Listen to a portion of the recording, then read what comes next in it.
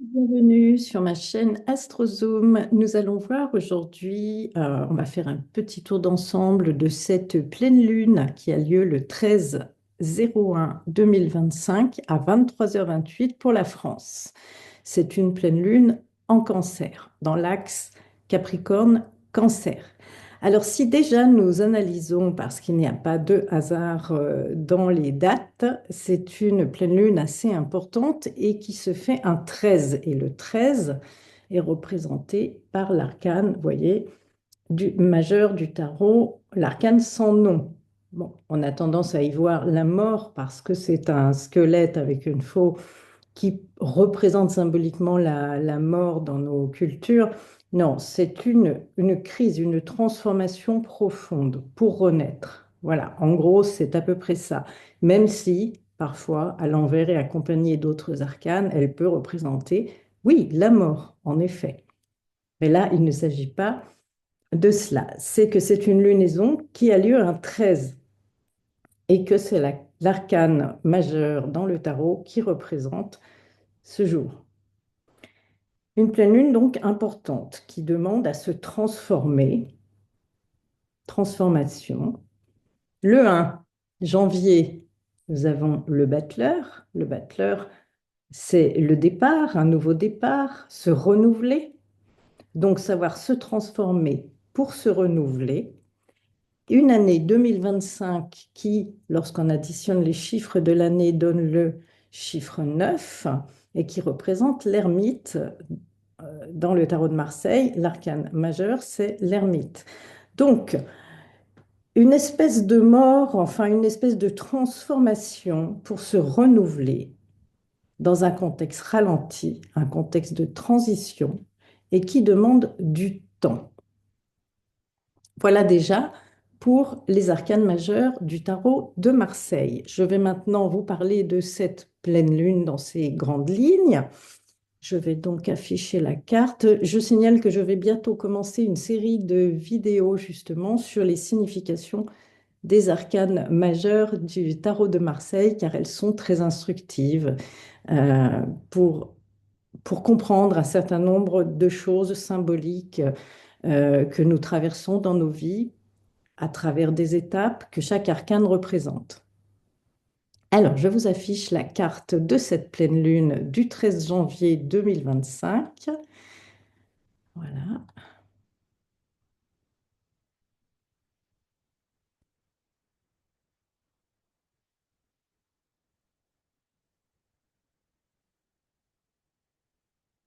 ça y est, voilà notre carte. Alors, excusez-moi, mais je mets un petit peu de temps là pour l'installer. Et c'est parti. Donc, comme je venais de vous le dire, cette pleine lune, c'est une opposition solilunaire qui a lieu dans l'axe Capricorne-Cancer. C'est logique, la lune est dans le signe opposé au Soleil qui se trouve en Capricorne. Elle se trouve donc en Cancer. Alors, le Soleil est régi par la planète Saturne, hein, qui se trouve toujours, bien entendu, en Poisson, puisqu'il met plus de 2 ans à traverser un signe. Il est actuellement d'ailleurs dans le deuxième décan, ce qui fait qu'il est un peu affligeant, on va dire.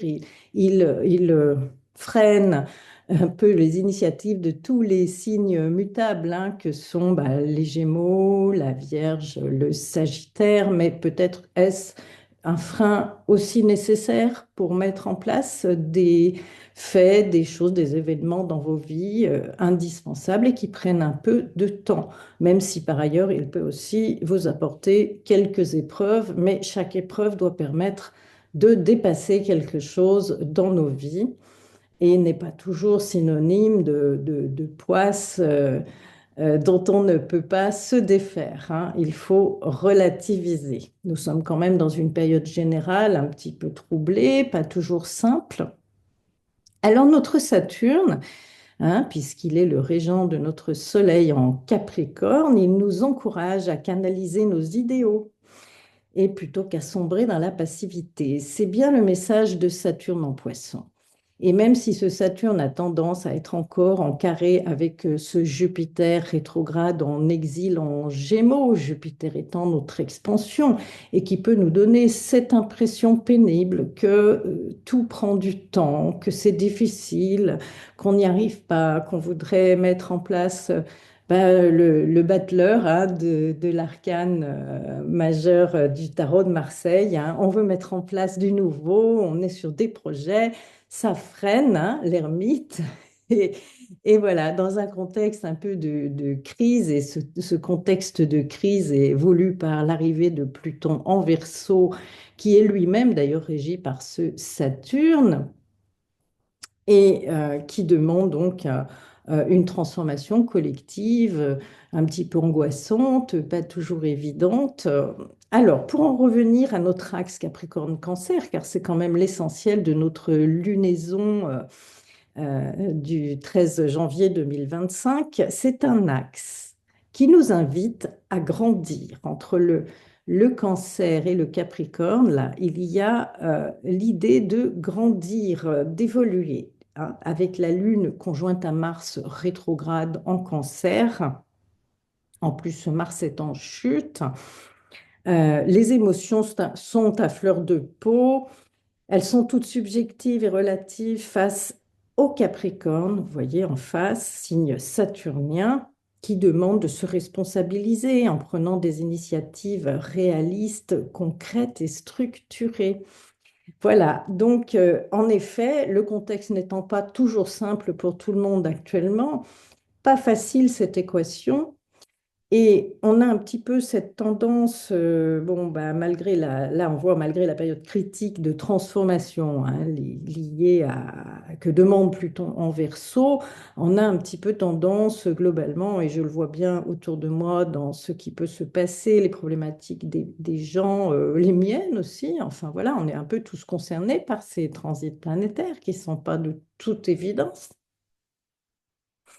mais d'aller vraiment vers la canalisation, se canaliser, canaliser nos idéaux plutôt que sombrer dans la passivité. Il faut vraiment se prendre en main, grandir, mûrir, aller de l'avant, structurer nos projets.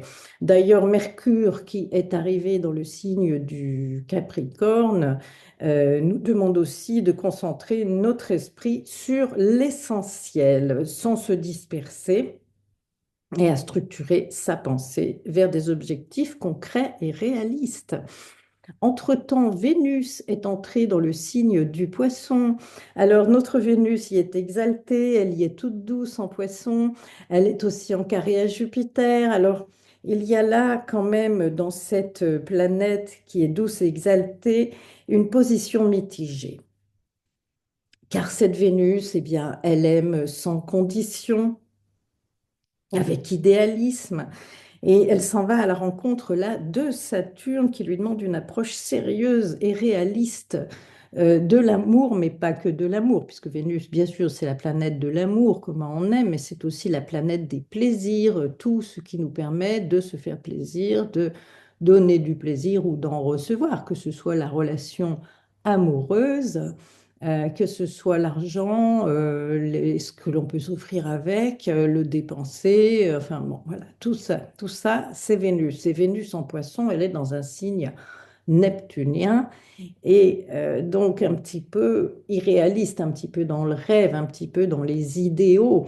C'est parfois aussi une Vénus en signe double qui n'est pas toujours très, on va dire, fidèle d'une certaine façon. Elle, elle aime d'un côté, puis elle aime aussi de l'autre, mais elle aime les deux. Enfin voilà, c'est un peu cela. Hein. Ou alors elle se consacre entièrement à l'amour pour une personne, et mais dans son esprit, il y en a une autre qui sommeille dans l'imaginaire. Voilà, c'est un peu cela. Vénus aussi en Poisson représente beaucoup, de par sa proximité avec Neptune et de par le fait que Neptune est le régent de Vénus, les images, voilà, on a tendance à se fier plus aux apparences imagées de notre imagination, de notre idéalisme, que du concret. Or, bien là, notre Vénus, qui aurait peut-être tendance à partir un peu dans les excès avec le carré de Jupiter, noyé dans l'océan des poissons, à ne pas être toujours très réaliste et l'arrivée de la conjonction à Saturne va la ramener un petit peu, on va dire, sur le terrain de la réalité, ce qui n'est pas toujours simple car Saturne, eh bien lui, il demande une approche sérieuse, structurée et réaliste de toutes ces choses de Vénus. Ça risque d'être un petit peu un moment où on va devoir faire un bilan, bien sûr, tout cela, et notamment nos amours avec Vénus, une relation solide qui demande à se renforcer pour aller vers quelque chose de pérenne, ou alors au contraire avec Saturne, qui a quand même aussi un rôle séparateur, peut-être nous remettre un petit peu plus les choses au clair sur nos relations, hein, que ce soit une relation installée de couple ou une relation passagère de quelques mois, d'un an ou deux, qui si pour certains cela peut sembler long, ce n'est pas très long pour pouvoir évaluer l'amour entre deux personnes. Un amour avec Vénus en poisson, un peu planant, il faut bien le dire. Et bien là, donc, il va y avoir ben, soit des séparations, soit au contraire un renforcement amoureux. Uranus, bien entendu, qui est rétrograde en taureau, est régi aussi par cette Vénus. Et il est en assez bon aspect de Mars, mais Mars est toujours rétrograde et Uranus demande à s'affirmer individuellement, à changer certaines choses. Avec le sextile, cela peut être facilité bien que Mars rétrograde, donc, et Uranus aussi. Donc peut-être envisager un certain nombre de faits et d'événements nouveaux dans notre vie, peut-être un peu déstabilisants, puisque le taureau est un signe fixe extrêmement stable et qu'Uranus vient semer un petit peu la zizanie dans cette stabilité. Mais à travers cette instabilité que nous d'ailleurs nous subissons avec Uranus depuis 2018, hein, eh bien, revoir un petit peu nos projets.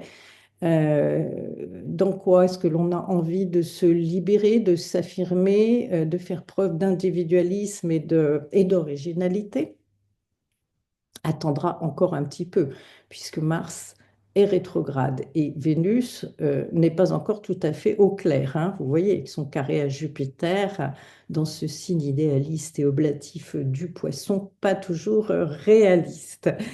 Voilà, donc on va dire que cette pleine lune, entre les arcanes majeurs du tarot, avec l'arcane 13 de transformation, le battleur qui demande de se renouveler, de démarrer quelque chose ou d'arriver à démarrer quelque chose de nouveau dans un contexte ralenti avec l'ermite, on voit bien cette problématique, on la retrouve sur le plan astrologique. Cet axe Cancer-Capricorne nous demande de grandir dans un contexte qui n'est pas toujours simple, on doit bien le reconnaître, d'autant plus que Mars en chute rétrograde en Cancer nous ralentit, nous oblige à revoir beaucoup on va dire, de choses dans nos énergies, dans nos actions, dans nos objectifs, ce sur quoi on doit agir, hein. Et on voit bien que c'est le monde émotionnel, c'est le monde intérieur. Ça représente aussi le peuple français qui est peut-être sur le plan émotionnel un petit peu plus perturbé actuellement, hein, et dans la revendication face au pouvoir Capricorne, hein, le Soleil, enfin voilà, je ne vais pas vous refaire l'historique de tous les derniers événements, mais il est vrai que ça a quand même bousculé nos habitudes et que le peuple français est actuellement quand même dans une situation un petit peu éprouvée, un petit peu à cran sur le plan émotionnel. Mais grandir veut dire aussi peut-être ne pas tout projeter sur un gouvernement comme les images parentales et, ma foi, comme le demande Saturne, puisque c'est lui qui est le régent du Capricorne, hein, qui demande à grandir et à sortir du monde émotionnel de l'enfance pour avancer par soi-même de manière adulte et structurée. On va dire que c'est un peu les grandes lignes de cette pleine lune du mois de janvier, les problématiques principales. Après, chacun adapte à sa situation personnelle, car au niveau individuel et familial, il y a aussi ce genre de problématiques. Voilà. C'est ce qui est un peu à voir et à travailler dans nos vies. Tout dépend du secteur touché aussi, dans l'axe Cancer-Capricorne, dans vos thèmes individuels. Et là, je ne connais pas vos thèmes individuels. Je ne peux faire qu'un horoscope très général sur la situation et les énergies de ce mois. Voilà, eh bien merci de m'avoir écouté. Si vous avez aimé ma vidéo, eh bien mettez un petit like. N'hésitez pas à partager, à vous abonner à ma chaîne. Je ferai prochainement une petite série de vidéos sur les arcanes majeures du tarot qui sont très instructives.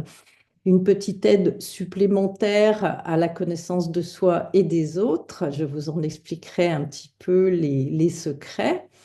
Et je vous dis à bientôt pour une prochaine vidéo.